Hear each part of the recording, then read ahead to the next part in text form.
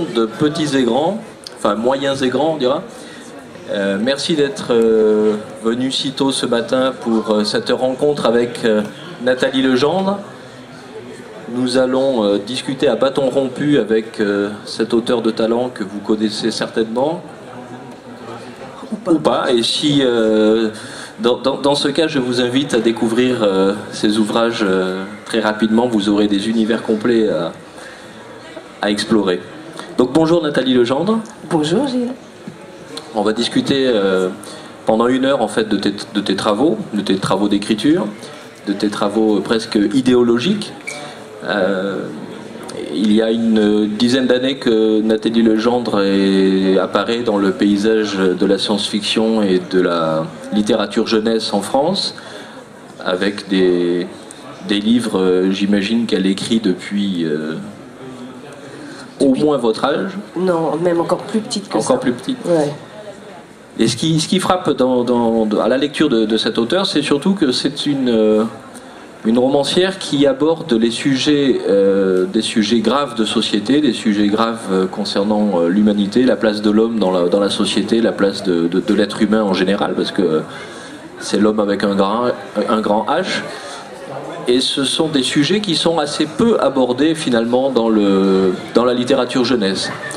Donc moi j'aurais plein de questions à lui poser par rapport à justement à cette façon d'aborder les sujets entre littérature jeunesse et ce que l'on pourrait appeler des sujets adultes quand même. Donc est-ce que tu pourrais par exemple nous parler de ton processus de maturation quand une idée arrive, quand un sujet, j'ai envie de dire un sujet brûlant, te démange, comment est-ce que tu le mets en place pour écrire le roman après? Déjà bonjour. Moi j'ai une façon très très particulière d'aborder l'écriture et les thèmes qui me viennent. Comment vous expliquer? Ce qui m'interpelle moi, c'est la souffrance humaine. Je ne supporte pas la souffrance humaine. On a de quoi puiser dans notre monde. Et quand j'ai un déclic de romance qui est très amusant, c'est que le déclic est là, il va mûrir tranquillement, presque inconsciemment, mais j'ai les personnages qui vont venir. Et c'est avec les personnages que je vais écrire. J'écris pas toute seule, j'écris avec les personnages. Si j'ai pas un personnage qui va me faire vibrer, qui va me faire pleurer, qui va me faire rire, parce que... alors, je vous préviens tout de suite, je suis un peu folle sur les bords. Donc je parle à mes personnages et ils me parlent beaucoup. Et pour moi, ils sont vivants. C'est comme si je rencontrais quelqu'un dans la rue. Et puis, voilà, on a une affinité ensemble et on a envie de faire un bout de chemin et de devenir amis et d'essayer de se comprendre l'un et l'autre. Avec mes personnages, c'est exactement la même chose. Donc ce sont les personnages après qui vont enclencher le processus de maturation réelle du roman. Après, à partir de là, je me mets à écrire. C'est vrai que c'est des sujets assez brûlants qui sont dans mes livres. Ça peut être la maltraitance, ça peut être le combat face à la maladie. C'est toujours des thèmes très forts et très durs, mais qui pour moi sont essentiels. Mais c'est pas pour ça que les romans vont être pessimistes, parce que je suis d'une nature plutôt optimiste. Donc du coup, je laisse toujours une note d'espoir dans mes livres, ce qui est extrêmement important. Sinon, si vous commencez à lire un roman et puis que vous vous y ennuyez, ou alors que c'est vraiment très plombant et vous n'avez pas du tout envie de le finir, ou alors ça vous fait voir la vie en noir, c'est pas la peine. Autant arrêter d'écrire. Alors ces personnages, quand ils te font rebondir comme ça dans le processus, est-ce qu'il y a des personnages par exemple que tu as finalement abandonnés? Est-ce que ça arrive? Non, jamais. Les personnages principaux, les personnages secondaires, ouais, ça peut m'arriver. Oui. Ça peut m'arriver, mais pas les personnages principaux. Ils sont trop importants pour moi. Et alors par exemple, on voit beaucoup, et je pense que là les lecteurs dans la salle doivent en avoir plein les cartables aussi, des romans fleuves, je dirais, hein, des gros pavés en littérature jeunesse qui se développent sur plusieurs tomes et autres. Et toi tu as la particularité justement par rapport à ce type de roman fleuve de faire ce que l'on appelle des one-shots, hein, c'est-à-dire un récit qui se termine en un seul tome et qui ne fait pas 8 kilos par tome. Donc est-ce que j'imagine que c'est une volonté, mais est-ce que de temps en temps tu n'aurais pas envie justement de t'installer dans un univers complet ou de reprendre peut-être un des personnages de tes premiers romans pour l'amener dans un autre univers et développer ça sur plusieurs tomes J'ai beau aimer mes personnages, vraiment, mais au bout d'un moment, j'en ai marre d'être avec eux. J'ai envie d'en découvrir d'autres. Donc du coup, une fois que je les ai aidés, une fois que le roman est fini, je les laisse, je les lâche, j'en découvre d'autres, mais ils restent quand même en moi. Les anciens personnages vont quand même revenir me voir. J'aime pas les suites, j'aime pas traîner toujours dans les mêmes univers. Moi, j'aime bien découvrir d'autres choses, d'autres points. Comment dire, je peux pas m'installer dans un univers bien précis et y rester, et c'est pas possible. Mais quand tu dis que c'est les personnages en premier qui comptent autour de tes romans, on a quand même l'impression que c'est aussi le sujet que tu vas traiter en fait à travers ce roman-là qui tient le roman, et peut-être que cette idée de refermer le livre à un moment donné, cette fin arrive en fait quand le sujet est traité. C'est ça. Peut-être que c'est aussi ça qui fait que ça ne s'installe pas sur un univers complet. Oui, mais je pourrais prolonger. Je vois dans Les Larmes de Gaïa, on me demande régulièrement une suite. Je laisse toujours une fin ouverte à mes romans. C'est intentionnel. C'est pas pour écrire une suite, c'est pour laisser libre part à l'imagination du lecteur. J'ai pas envie de tout lui bouffer tout cru.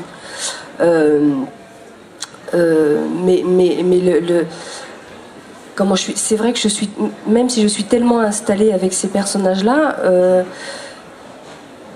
Non, je peux pas, j'y arrive pas. J'y arrive pas. Je les ai aidés. J'ai écrit le roman, je les ai aidés d'une situation totalement inextricable ou dramatique. À partir du moment où le roman est fini, ils n'ont plus besoin de moi, on arrête. Et est-ce que tu as eu, parce que alors c'est vrai que quand même les sujets abordés sont quand même des sujets quasi des sujets coup de poing. On a les SDF, le mêlé au sida. La maltraitance, la pédophilie au sein de l'Église. Alors par exemple donc sur les orphelins de Najat, donc sur ce sujet brûlant, donc il y a peu de temps une polémique autour de ce livre-là. Est-ce que tu peux nous en parler? C'est dans une région pas très éloignée d'ici d'ailleurs. Ouais, non, alors on va essayer de commencer depuis le début. En fait, les orphelins de Najat dénoncent la pédophilie au sein de l'Église. Je savais que c'était un sujet très brûlant, donc avant de l'écrire, j'en ai parlé à l'éditeur avec lequel je travaillais, et pour savoir s'il était capable d'accepter un livre pareil. Il m'a dit oui, le contrat était signé, j'ai écrit le bouquin, sauf que, entre-temps, pendant l'écriture du livre, cette maison d'édition s'est faite racheter par un groupe, le groupe Fleurus, qui est un groupe catholique de droite. Et évidemment, ça m'est retombé dessus, il a été censuré par l'éditeur, il a fallu se battre. Il est quand même sorti. Il a été sélectionné pour le prix Ado de la ville de Rennes. Je pense que vous connaissez. Et quand on me l'a appris, j'étais très très contente, mais surprise parce que en Bretagne on est quand même assez religieux. Et je me suis dit mais je vais avoir des problèmes. Mais je ne m'attendais pas à avoir le problème qui m'est tombé dessus 2 jours après qu'on m'annonce que les orphelins de Najat soient sélectionnés. C'est le diocèse de Rennes qui a censuré carrément le bouquin. Voilà, qui l'a retiré de la sélection. Donc évidemment, on s'est encore battu. Le livre est réapparu miraculeusement 24 heures après, mais en sous-marin, ils ont fait ce qu'il faut pour l'évincer de la sélection et pour éviter que les adolescents le lisent. Voilà. Alors ce qui a énormément dérangé, c'est... Enfin, moi je trouve impensable. C'est un roman de science-fiction, c'est quand même une fiction. Malheureusement, c'est un sujet réel. Il s'est passé des choses comme ça des années en arrière. Ça arrive encore, on en parle énormément, c'est médiatisé. Mais voilà, on préfère fermer les yeux, on préfère ne rien dire, on préfère tout cacher. Moi, je trouve ça ridicule. Donc, moi, les sujets coup de poing comme ça, mettre le doigt là où ça fait mal, c'est ce que j'aime le plus.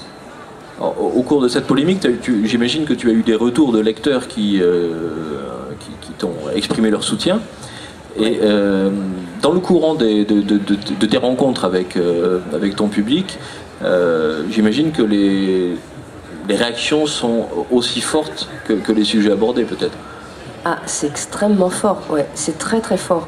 Pas que sur un sujet comme celui-ci.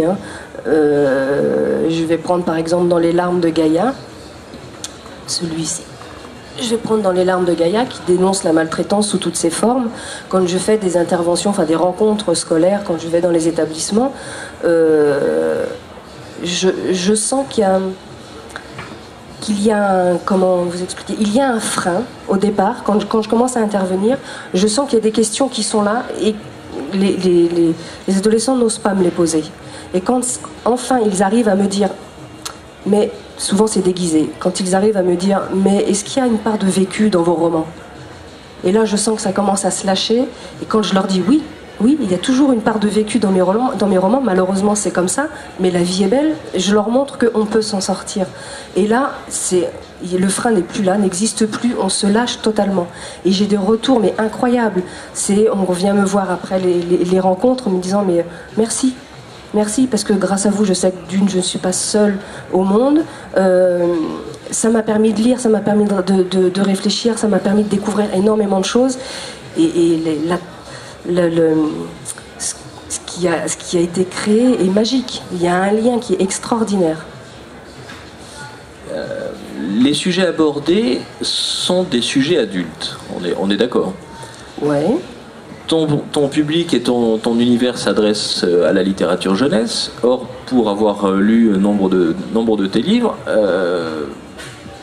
quelle est la frontière? Où est la frontière entre ce que l'on appellerait la littérature jeunesse et la littérature adulte? Puisque souvent, quand on pose la question, en premier, l'auteur répond souvent le sujet abordé. Or, toi, le sujet abordé, il a déjà franchi cette limite. Donc, il n'y en a pas de limite. Où est la frontière? Pour moi, il n'y en a pas de frontière. Pour moi, la littérature vieillesse ou jeunesse, c'est exactement la même chose. Je dis vieillesse, hein.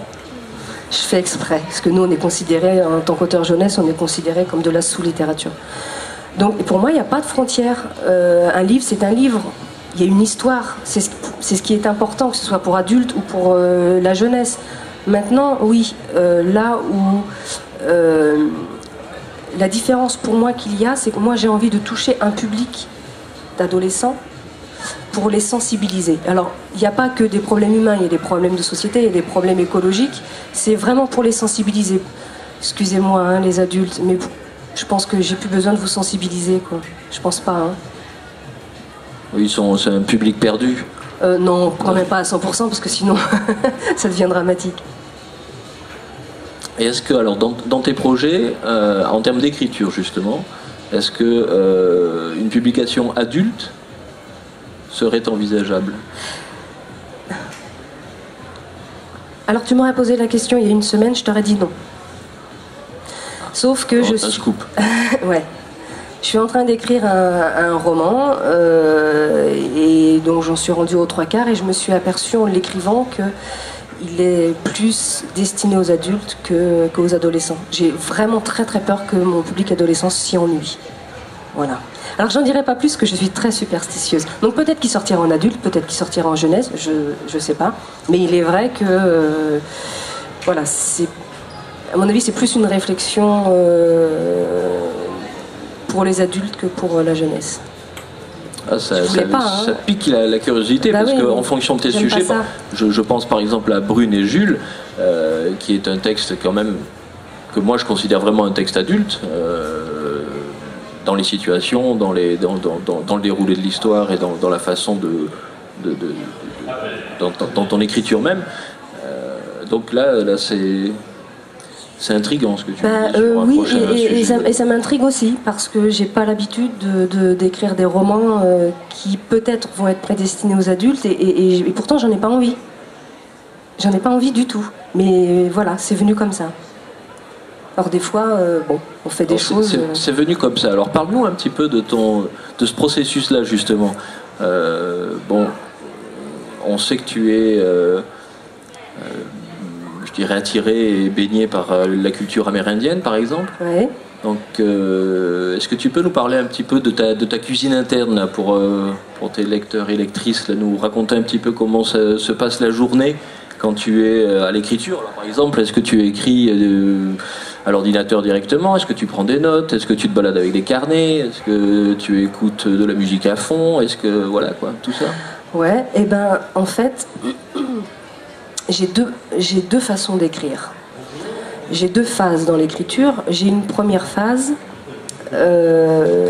que j'appelle la phase de... Alors, je suis désolée, hein, l'image n'est pas très très belle, mais je pense que vous allez la comprendre.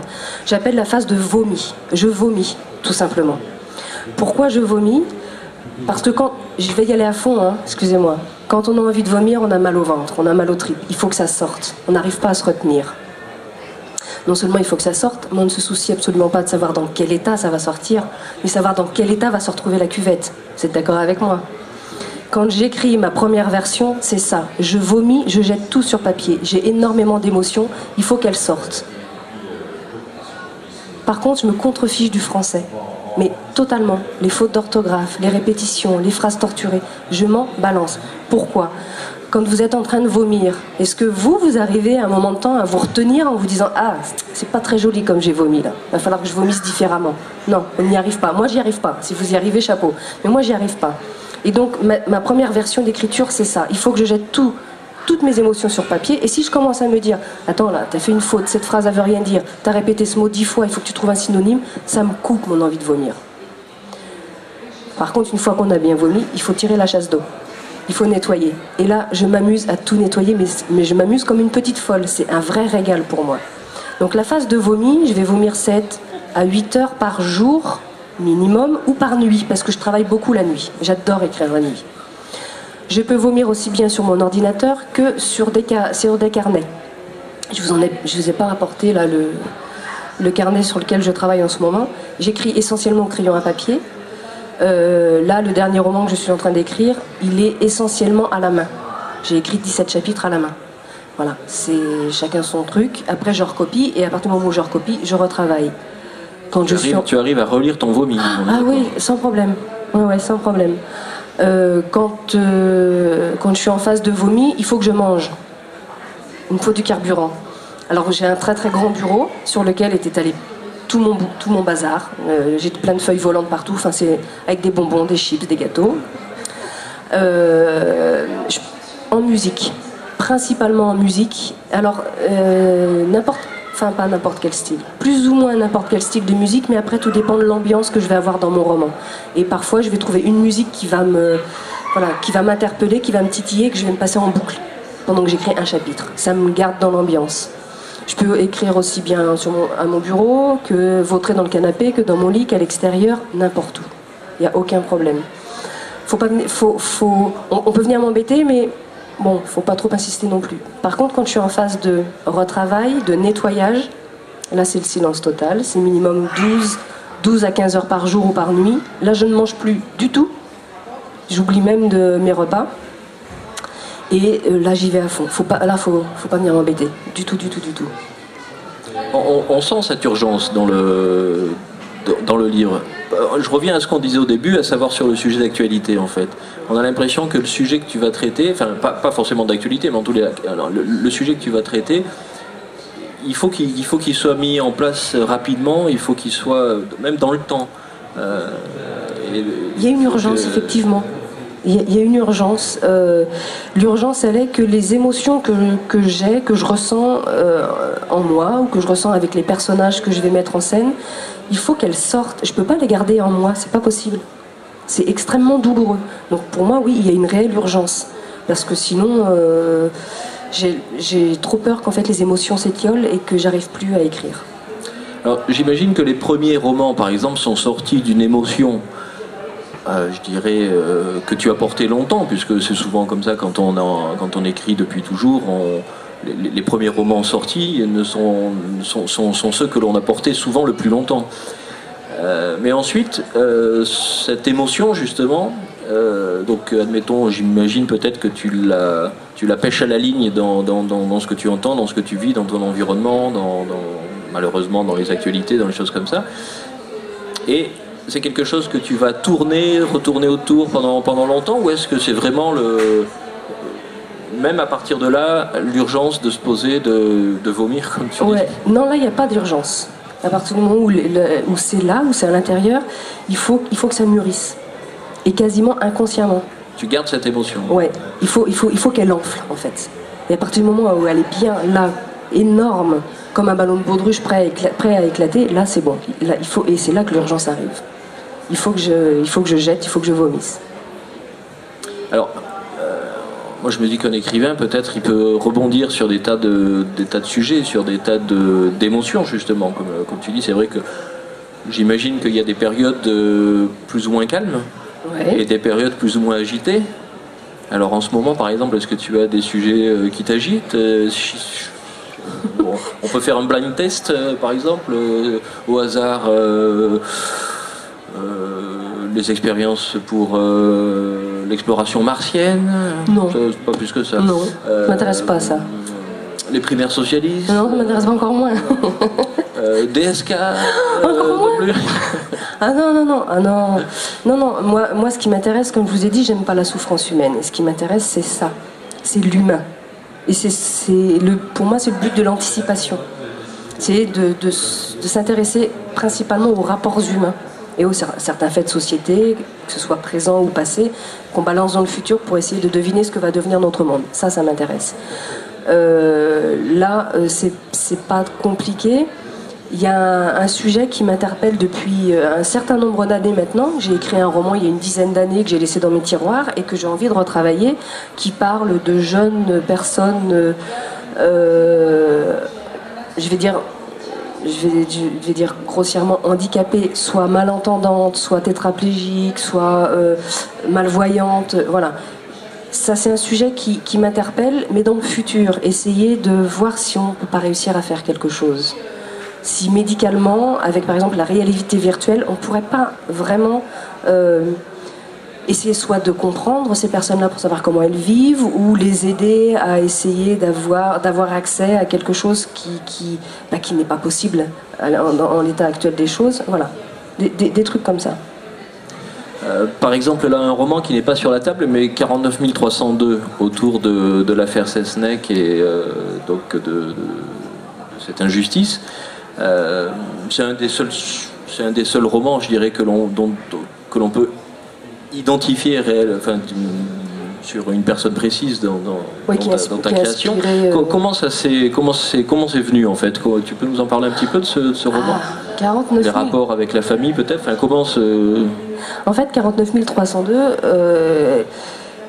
s'est imposé à moi, mais il s'est imposé depuis toute petite.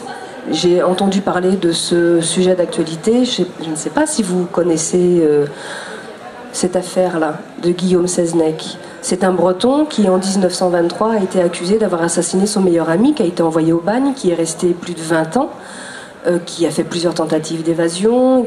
Dans les bagnes, il faut savoir que les détenus étaient torturés. Donc il a vécu des choses atroces. Il a réussi à s'en sortir, parce qu'il est très très rare, il était très très rare à l'époque de pouvoir s'en sortir vivant du bagne. Et donc moi, cette histoire m'a interpellée. Il n'y a jamais eu de preuve comme quoi c'était lui qui avait assassiné son meilleur ami, on n'a jamais retrouvé le corps, voilà. Il y a plein de sujets d'injustice comme ça de par le monde. J'ai choisi celui-ci, je suis bretonne. Mes grands-parents en parlaient beaucoup de cette affaire-là. Et du coup, voilà, c'est resté en moi, ça a mûri et j'ai voulu écrire là-dessus. Pourquoi ? Pour moi, il y a des sujets, il y a des cas d'injustice qu'il ne faut surtout pas oublier. J'aurais pu en choisir un autre, mais c'est celui-ci. Il est évident que c'est une histoire, on va dire, c'est une histoire vraie, c'est inspiré d'une histoire vraie. Je l'ai transposée en science-fiction, donc je l'ai transposée sur une autre planète. Le bagne, c'est une autre planète. Mon personnage, c'est pas Guillaume Cessneck, mais c'est un de ses descendants. Mais je touche quand même une histoire vraie, donc j'ai quand même demandé l'autorisation à la famille de Guillaume Cessneck. Et je vous avoue que le petit-fils de Guillaume Cessneck a été très très surpris quand je lui ai demandé, quand je lui ai dit surtout que j'allais écrire pour les adolescents. Là, il dit aucun problème, mais en science-fiction, alors là il m'a regardé, en science-fiction, il dit déjà je connais pas du tout la SF, mais bon, je vous fais confiance. Donc j'ai écrit le manuscrit, je lui ai donné, il en a été ravi, et il m'a donné donc l'autorisation d'utiliser le matricule de Guillaume qui est 49 302.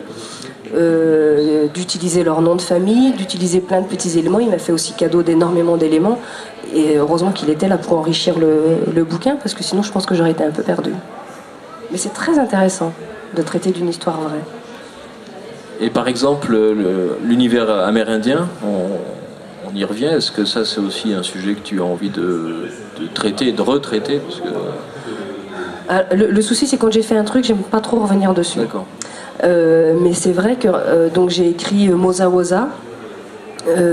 Donc il y a une tribu amérindienne qui a envie, alors ça se passe je ne sais plus en quelle année, hein, en 2100 et quelque chose, qui arrivent à revivre selon leurs coutumes ancestrales. Ça, c'était mon point de départ. J'ai écrit Imago, qui ne parle pas forcément des Amérindiens d'Amérique du Nord, mais qui parle de peuples premiers, on va dire certains peuples primitifs, que ce soit en Afrique, que ce soit en Amérique centrale, en Amérique du Sud, il y en a un peu partout. Moi, ce qui m'intéresse chez ces peuples-là, ce sont les rites et le rapport qu'ils ont avec la nature et la planète. Voilà. Et ça, immanquablement, oui, je continuerai à traiter, à écrire des romans, certainement avec des peuples premiers. Mais j'en reviens à 49 302. Il est sorti en 2005 ou 2006. Et il y a un truc qui m'a frappé, c'est en 2009 est sorti Avatar. C'est ça, hein, je crois que c'est en 2009. Hein. Et j'ai été très très surprise de voir que la planète qui a été créée dans Avatar ressemble énormément à la mienne dans 49 302. C'est exactement la même chose. Cette relation qu'il y a avec la nature, avec les arbres, j'ai été très déçue parce qu'après on m'a dit ouais, vous avez copié sur Avatar. Le seul truc, c'est que mon roman a été écrit en 2005 et Avatar est sorti en 2009. Mais flûte. Là, c'est une preuve que tu étais dans l'inconscient collectif. Ben, bien sûr, là c'est dans le sujet. C'est clair. Alors, est-ce qu'on peut parler de tes peut-être un peu plus, d'une façon un peu plus prosaïque, sur le rapport à l'éditeur, en fait. Comment est-ce que, quand on a... Enfin, je me mets dans la peau de l'éditeur, hein, quand on sait qu'on a dans son écurie une auteure comme ça qui aime tourner et jongler avec les sujets brûlants, quand tu appelles ton éditeur et que tu lui dis j'ai un manuscrit, je vais te l'envoyer, il te dit pas attends que j'ai fini mon café ou attends que je revienne de vacances d'abord? Non, parce que je suis encore plus cruelle que ça, je lui dis pas. Je lui dis pas du tout. J'écris mon roman et je lui envoie. Et alors? Et c'est la surprise. Et alors? Ouais. Et alors, c'est un choc. Voilà, c'est un choc. Il lui faut énormément de temps pour digérer et puis pour pouvoir essayer d'accepter le manuscrit en l'état. C'est toujours un choc. Et il y en a quelques-uns avec qui ça a été un combat ou un challenge pour qu'ils acceptent, entre guillemets, juste le sujet, parce que généralement un travail d'éditeur c'est plus sur l'écriture, mais là c'est vraiment le sujet, quoi. C'est est-ce que je prends le pari ou pas de sortir un livre sur ce sujet-là, parce que là c'est quand même un travail d'équipe du coup à ce moment-là. Ouais, mais les éditeurs sont hyper frileux, de plus en plus frileux. Et je vais prendre l'exemple de Brune et Jules. Brune et Jules, c'est une autofiction. Et quand je l'ai présenté à plusieurs éditeurs, parce que celui-ci c'est pas de la science-fiction, quand je l'ai présenté à plusieurs éditeurs qui pourtant publient des romans très, très coup de poing, ils m'ont dit mais non quoi, non, c'est beaucoup trop dur pour qu'on le publie. Et je comprends, mais j'ai du mal à admettre qu'on refuse certains sujets de peur d'avoir des retombées plus parentales qu'autre chose. Oui, il y a un choix, disons, après de prépublication, presque de censure ou d'autocensure. Ouais. Est-ce que ça te permet, toi, de rebondir ensuite sur des sujets et de les creuser, d'approfondir un petit peu l'explication lorsque tu rencontres le public dans les interventions scolaires, par exemple, des choses comme ça? Est-ce que là, au niveau des discussions, ça te permet justement que le livre soit que le point de départ par rapport à un sujet de discussion et à un sujet de travail, par exemple, avec des classes ou autres? Je sais pas, il n'y a pas eu des travaux de texte continués ou un autre univers, pas forcément autour de livres comme Brune et Jules, j'imagine, mais tu disais par exemple qu'il y avait des classes qui travaillaient de temps en temps sur la suite. Ah, si les romans amenaient des travaux d'écriture, oui, après. S'il y avait eu des... Ah oui, il y en a eu beaucoup. J'ai reçu aussi pas mal de suites très intéressantes. Mais c'est ça que je trouve génial dans ce monde, ou dans ma façon d'écrire, c'est que, comme je vous dis, je préfère laisser la part de l'imagination au lecteur. Et quand on m'envoie des suites, moi je suis toujours émerveillée de voir que les personnes n'ont pas forcément la même sensibilité que moi, et ils ont une toute autre vision de l'univers que moi j'ai créé, et je trouve ça génial. Après,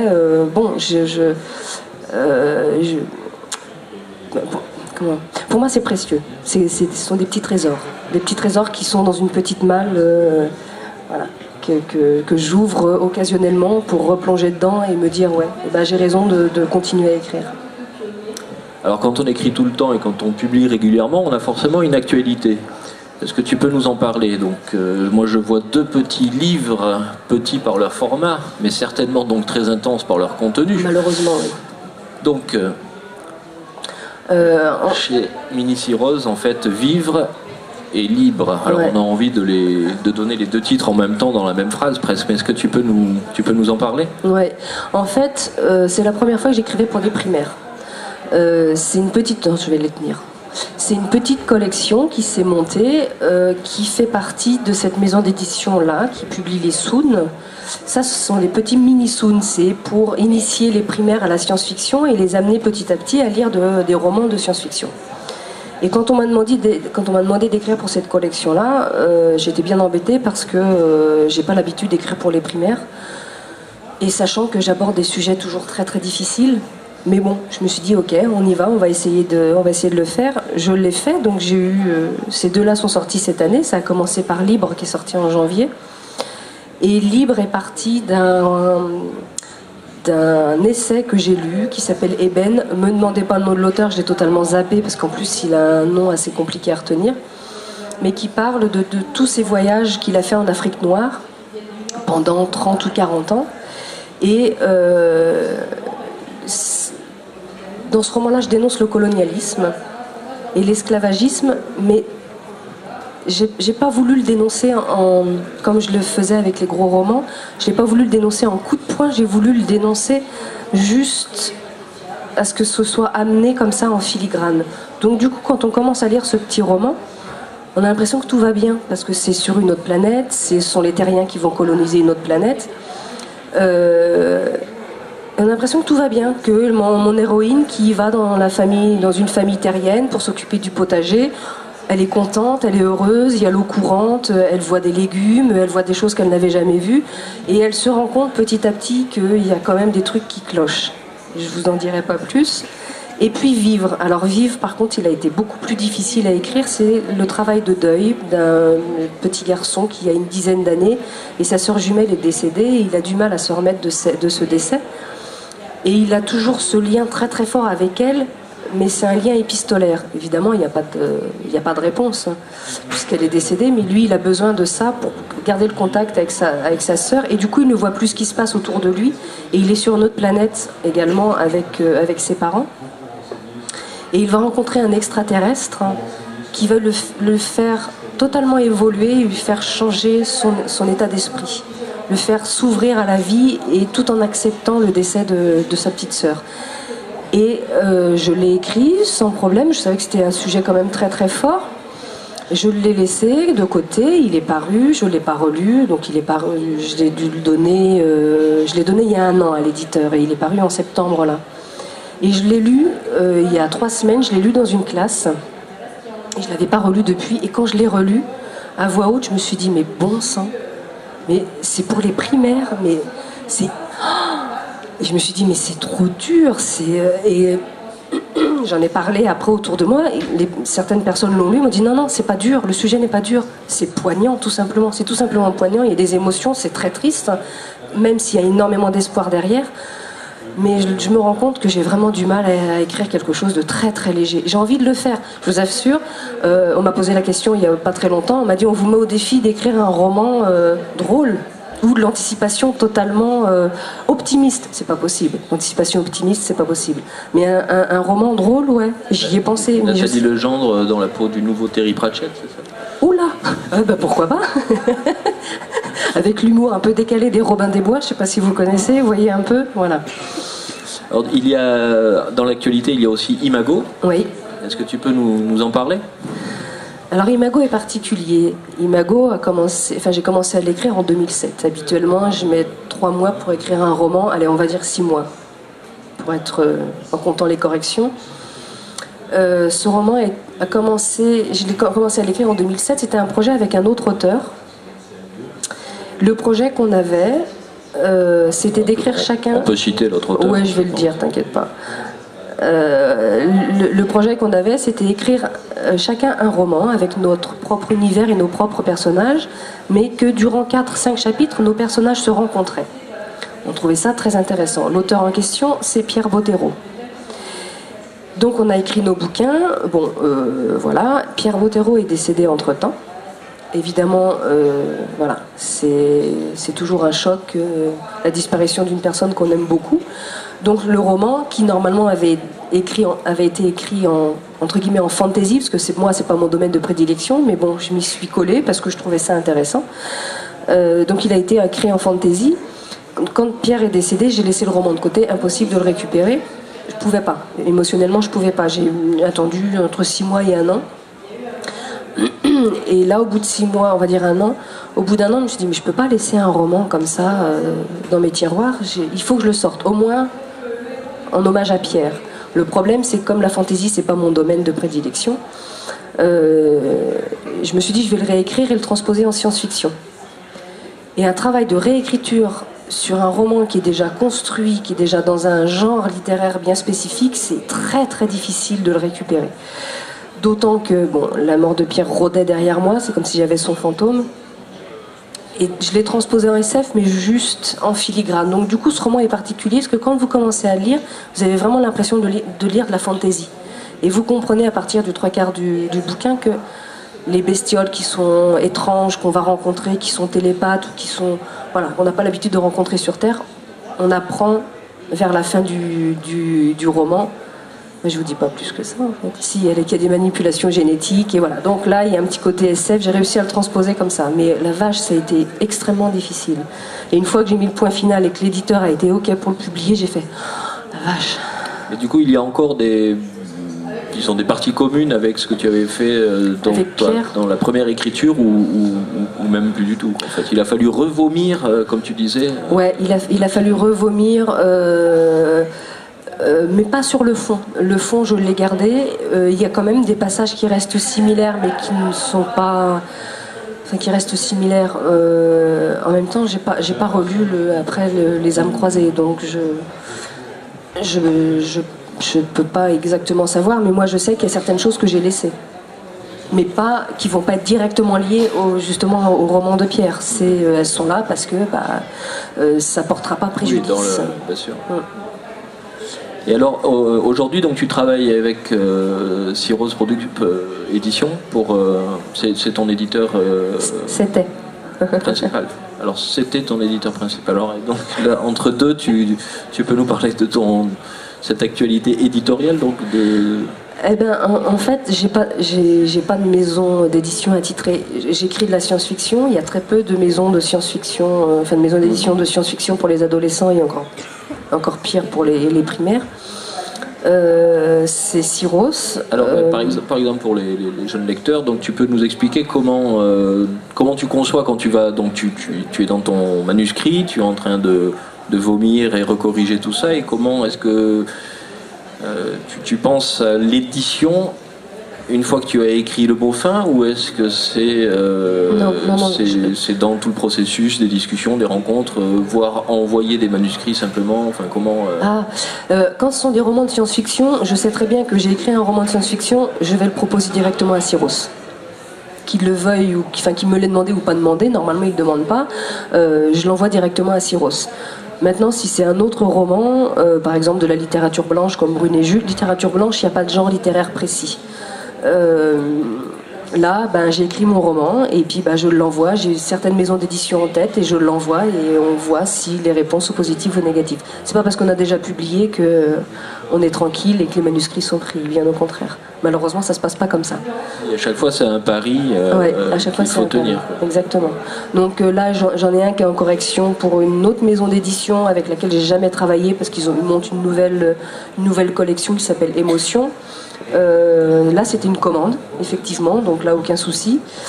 J'ai une autre maison d'édition qui m'a demandé un roman, pareil, une commande, ce sera peut-être de la science-fiction, donc il se peut que je travaille plus pour Syros, on verra. Mais c'est ce que j'aime justement dans ce métier, c'est rien n'est certain, rien n'est défini et on peut aller où bon nous semble, au gré du vent, voilà.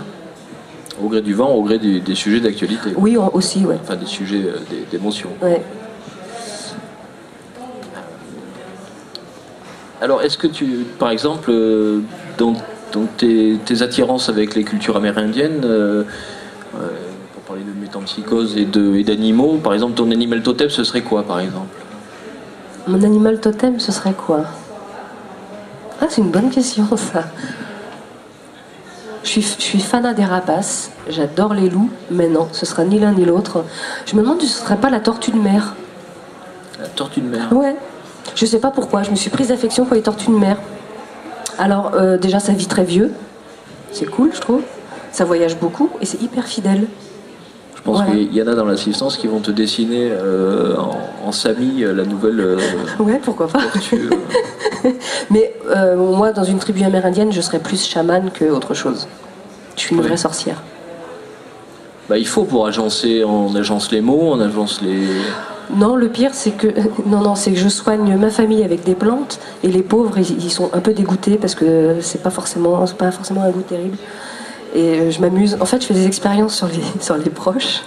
Non, c'est sans rire, ouais, je serais plus chamane que guerrière ou que... Ouais, chamane, ouais, ça me va bien, ça. Alors tu parles de ta cellule familiale. Est-ce que quand on est à ce point sensible, disons,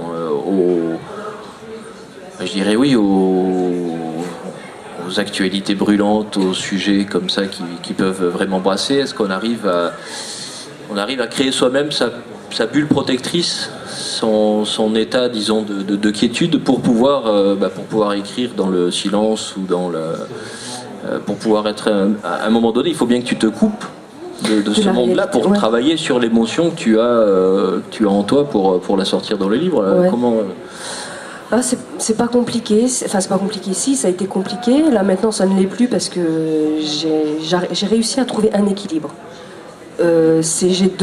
On a chacun normalement 2 jambes, 2 pieds. J'ai un pied qui reste dans le temps présent et l'autre qui reste dans mon monde, ma petite bulle justement de création. Et j'arrive à basculer de l'un à l'autre sans aucun problème. Donc quand j'ai besoin de créer, j'ai pas besoin de m'enfermer dans une pièce. Déjà, j'aime pas être enfermée, donc j'ai pas besoin de m'enfermer dans une pièce. Je m'enferme déjà toute seule. J'ai une bulle transparente, mais qui est là, qui me protège et dans laquelle je serai toute seule. Personne peut intégrer cette bulle. Mais pour moi, c'est pas compliqué. C'est très très facile de passer d'un état à l'autre. Alors moi, quand j'étais petit, je croyais que écrivain c'était un travail sédentaire.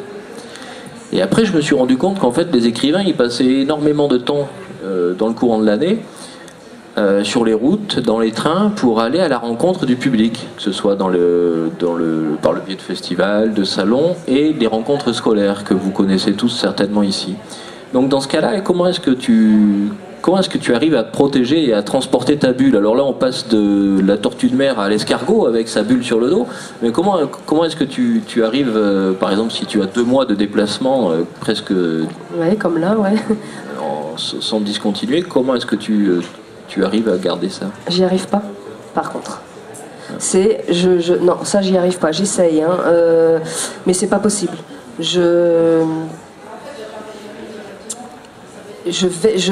suis en déplacement, mes personnages ne sont plus là. J'ai plus de lien, j'ai plus rien. Là, c'est une vraie coupure. C'est une vraie coupure, une réelle coupure. Je peux pas faire autrement. Bon, on va leur dire au revoir quand même, parce au revoir. Je vois qu'il y a eu une hémorragie. Pas de problème.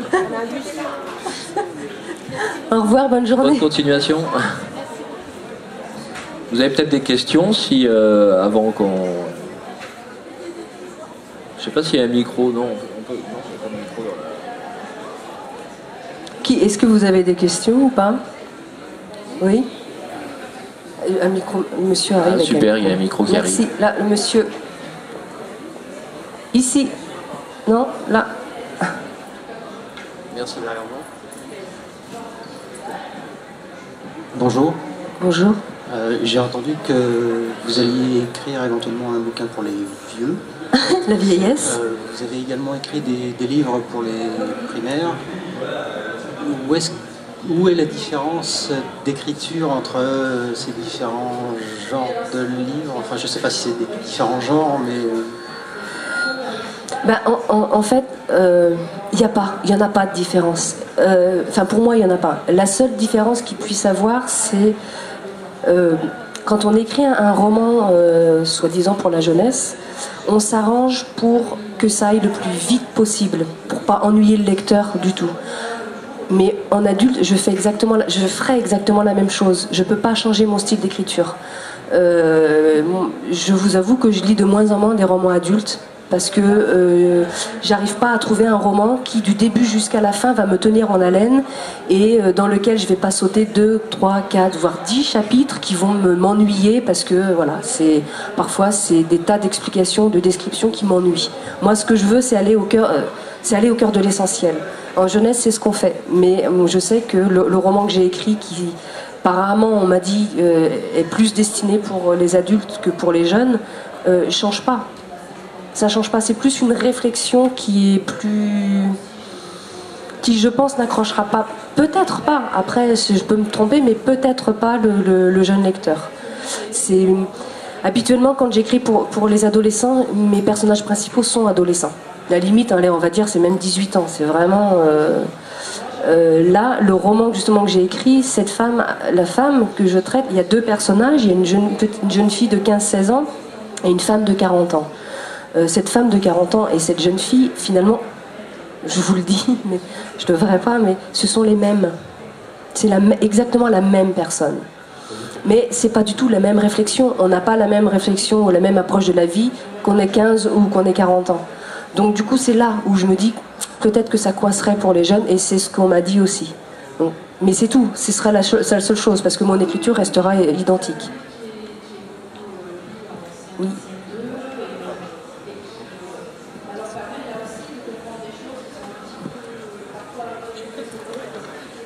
Bonjour. Bonjour. Que vous apporte l'universitaire en science-fiction? Que m'apporte l'univers de science-fiction? Oui. Qu'est-ce que ça m'apporte? La question, elle est trop bonne, parce que je n'aime pas la science-fiction pure et dure. La vraie science-fiction, comme moi je l'entends, hein. Alors je fais attention à ce que je dis, parce que je sais que je vais me faire taper sur les doigts là, en ressortant de là.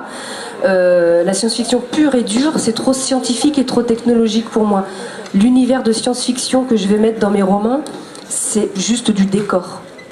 C'est uniquement ça. Je vais m'éclater à imaginer un décor futuriste, à inventer des véhicules ou telle technologie, mais m'amuser comme une malade en fait. Et pour moi, ça me permet de me libérer un petit peu des sujets durs que je traite. Voilà. La littérature a-t-il toujours été votre passion? Dans vos livres, vous dites que vous avez voulu être pilote de moto. Ouais, non. En fait, j'ai jamais voulu devenir écrivain. Jamais. Ça m'a jamais traversé l'esprit. J'ai commencé à vouloir devenir écrivain il y a une dizaine d'années. C'est vrai qu'au départ, je voulais devenir pilote de course moto. Bon, c'est totalement à l'opposé, je l'avoue, mais bon, je suis née sur une moto, il y a eu des motos pendant mes 17 premières années de vie à la maison, il n'y a eu que de ça, donc voilà, c'était quelque chose qui était réellement en moi. Attends. Le problème, c'est que quand j'ai annoncé ça à mon père, je devais avoir 15-16 ans, et mon père m'a dit bah non, c'est pas possible parce que t'es une fille. Et ça, je l'ai très très mal pris. J'ai vraiment très mal, je l'ai pas digéré du tout. Donc du coup, beaucoup plus tard, j'ai passé mon permis moto et je me suis amusée à piloter sur piste. Pas en professionnel, mais tant pis, au moins je l'ai fait, pour prouver que bah si, c'est pas parce qu'on est une fille qu'on n'est pas capable de... Bonjour. Bonjour. Vivez-vous de votre passion littéraire? Alors déjà, pour moi, c'est pas une passion, c'est une respiration. Je vous explique. Respirer, c'est normal, c'est naturel, c'est vital, c'est automatique. On se réveille pas un matin en se disant bon, allez, je respire 3 heures, après j'arrête parce que ça me fatigue. Pour moi, la respiration et l'écriture, c'est la même chose. L'écriture, chez moi, c'est naturel, c'est vital, et je ne m'en rends même pas compte. On se rend pas compte quand on respire. Et je m'en rends même pas compte. Je ne m'en rendais pas compte. Donc, est-ce que j'arrive à vivre de ma respiration? On va dire non, je survis. Ce qui est déjà pas mal. Mais c'est très difficile. Si un jour vous voulez gagner beaucoup d'argent, je vous déconseille un métier artistique. Ou alors vous avez un autre métier à côté.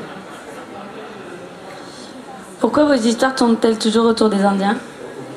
Ah, pourquoi les Amérindiens? Comme je vous ai expliqué, j'aime beaucoup les peuples premiers, ce rapport qu'ils ont justement avec la nature, et le fait de penser que c'est pas la planète qui nous appartient, c'est nous qui appartenons à la planète. Il y a une philosophie de vie qui pour moi est très importante. C'est pour ça que je suis très attirée par les Amérindiens. mais depuis toute petite. Connaissez-vous Léonard Peltier, l'homme emprisonné auquel vous dédiez votre livre Mosaïosa? Malheureusement, non. Malheureusement, il est toujours emprisonné aux dernières nouvelles alors qu'il aurait dû sortir. J'aurais aimé le rencontrer, mais tant qu'il est en prison, c'est impossible. Voilà, je le connais pas plus, non, pas plus que ça. Bonjour. Bonjour. D'où tirez-vous votre inspiration? Du monde qui nous entoure, principalement du monde qui nous entoure, et beaucoup de vécu. Il y a énormément de vécu. Alors si c'est pas mon vécu propre, parce que je ne me mets pas forcément tout le temps en scène, si c'est pas du vécu propre, ça va être le vécu de certaines personnes de mon entourage. Je vais pas les mettre en scène, ces personnes-là. Je vais juste puiser dans leurs émotions. Vous avez lu Mosaïosa? Si j'entends parler de Léonard Peltier, il y en a qui ont lu Mosaïosa? Ouais. Dans Mosaïosa, je parle du combat face à la maladie, je parle de la drogue, du sida. La drogue, le sida, c'est deux de mes oncles, voilà, qui se sont détruits partiellement à la drogue dure, devant mes yeux. Ils sont allés en prison tous les deux. Il y en a un qui est sidéen, maintenant ça fait de nombreuses années. Et toutes leurs souffrances, toutes leurs émotions, je leur ai piqué en fait, leurs émotions. Et c'est pour rendre beaucoup plus crédibles mes personnages. Pour moi, c'est vital. Je ne peux pas raconter, je ne peux pas traiter d'un sujet si je ne le connais pas. Ou si certaines personnes de mon entourage ne peuvent pas me donner certaines émotions à véhiculer dans mes propres personnages. Quel est votre cursus scolaire? Pas littéraire du tout. Pas littéraire du tout. Donc, pilote de course moto, ça s'était fait. Mon père ne voulait pas. Je voulais devenir dessinatrice. Et ben là, c'est ma mère qui a dit non. J'ai toujours été passionnée par le théâtre et par la comédie. Je me suis dit, bon, je vais devenir comédienne. Ma mère, elle m'a dit non. Ma mère, elle m'a dit, je suis secrétaire. Et ben, tu seras secrétaire. Donc, j'ai passé un bac de secrétariat. Et je remercie ma mère. Parce que grâce à ça, je sais taper avec mes 10 doigts et sans regarder, et je tape très très vite. Quand on est auteur, c'est un super avantage. Donc Alors en gros, ma philosophie de vie, c'est toujours tirer du positif, du négatif. Donc je suis très contente d'avoir passé un bac de secrétariat, sauf que c'est pas mon métier, moi. Donc je me suis orientée vers des études d'architecture. Je me suis dit, il y a de la création, ça va être génial. Je me suis ennuyée, mais royalement ennuyée, parce que finalement, c'était pas mon truc non plus.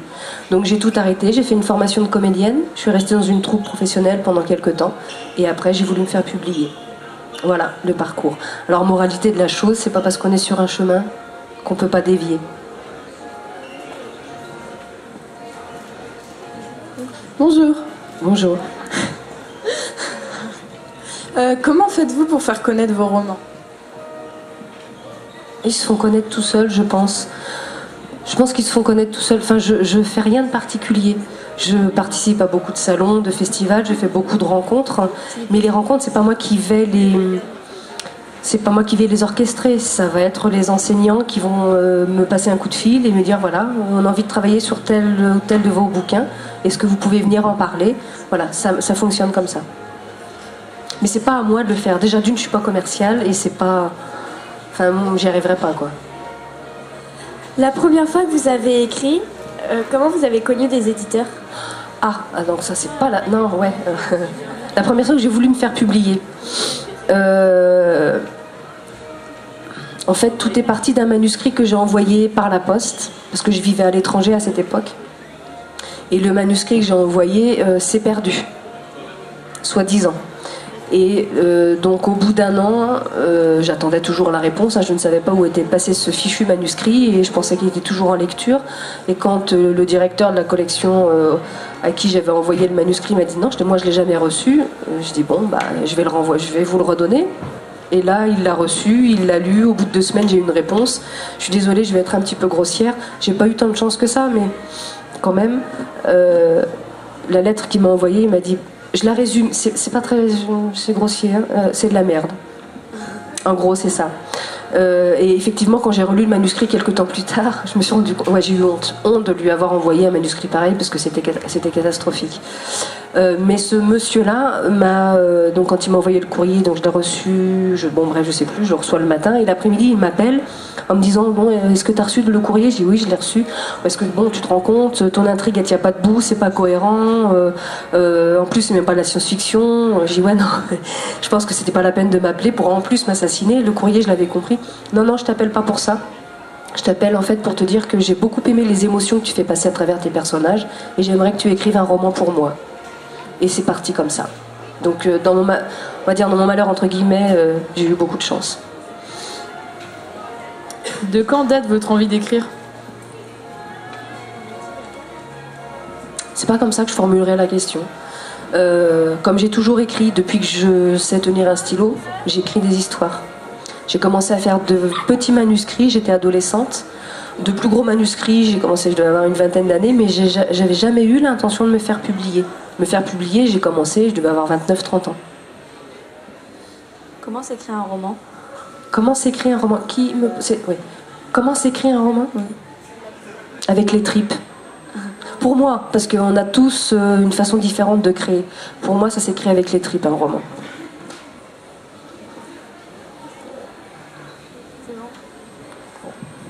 On va... Il n'y a plus de questions? Oui.